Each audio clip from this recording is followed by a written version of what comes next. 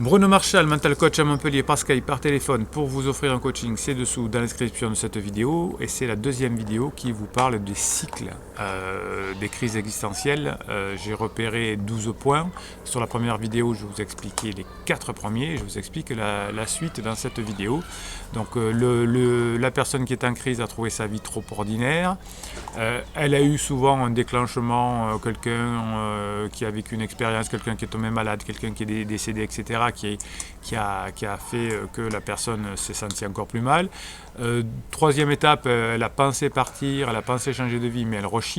Quatrième étape, elle rencontre un faux mentor, un faux guide, qui va la mettre qui va la décider à partir. Hein, donc c'est un collègue de bureau, une jeune collègue, etc. Où il peut y avoir d'ailleurs, si c'est dans le domaine privé, il peut y avoir une rencontre adultère là-dedans, hein, si la personne est en couple.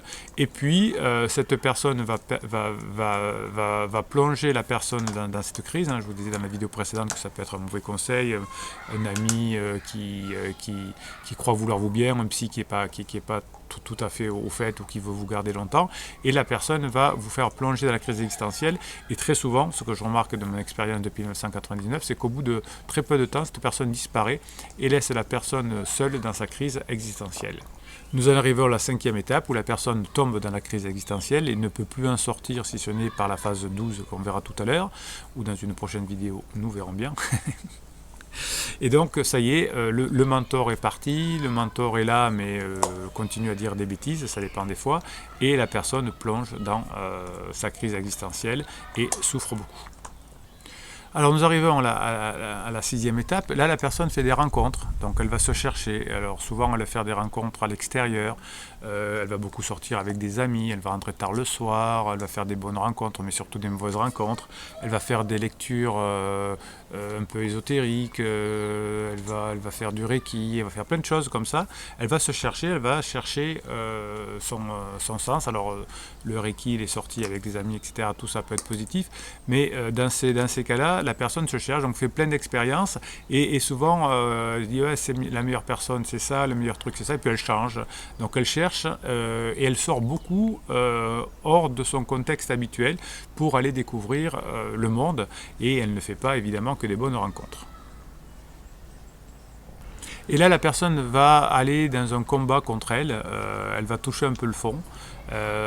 C'est ce moment où elle est au fond, où elle va devoir se battre, hein, alors contre son dragon intérieur, dans sa caverne, dans ses ténèbres, contre son ombre, etc.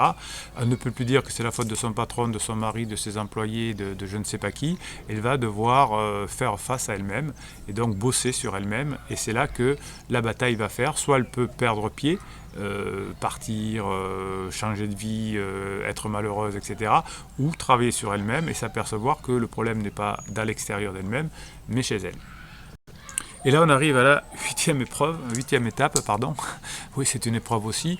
Ben, la personne, ou tout le monde d'ailleurs, croit que la personne a perdu, qu'elle va partir, qu'elle va quitter sa famille, qu'elle va quitter son boulot, que c'est tout foutu, qu'elle n'y arrivera pas, les autres autour d'elle baissent les bras. Et très souvent, alors si c'est pour les personnes qui arrivent au niveau 12 bien évidemment, eh bien là il y a un revirement de situation, il y a quelque chose d'inattendu, il y a un sursaut d'orgueil, un sursaut de la mort qui fait que dit non, c'est pas possible, je peux pas faire ça, je peux pas partir, je peux pas tout quitter, je peux pas faire du mal à mes enfants, je peux pas laisser mon entreprise comme ça. Et il y a un événement inattendu qui va faire que, alors que tout était perdu, eh bien la personne va revenir. C'est comme ça que les couples se remettent ensemble, que les nouvelles carrières professionnelles reprennent, etc. C'est qu'il y a quelque chose qui se passe qui est inattendu et la personne, alors que tout était mort, contre toute attente, revient. C'est là que tout va se tramer. Est-ce que la personne va revenir plus forte et continue une bonne vie, ou va sombrer et galérer pendant longtemps? Je vous raconte la fin de l'aventure de la crise existentielle, comment les personnes qui s'en sortent vont passer les dernières étapes, la 9, la 10, la 11, la 12. Dans la prochaine vidéo, ce sera la dernière sur ce sujet de la crise existentielle.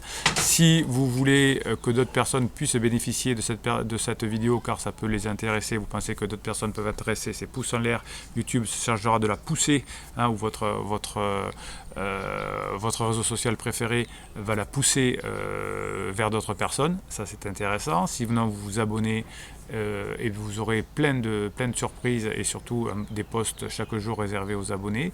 Et puis vous posez vos questions en commentaire et j'y réponds comme d'habitude. Et je vous donne rendez-vous pour la troisième et dernière phase, la 9, la 10, la 11 et la 12 de la sortie, cette fois, de la crise existentielle.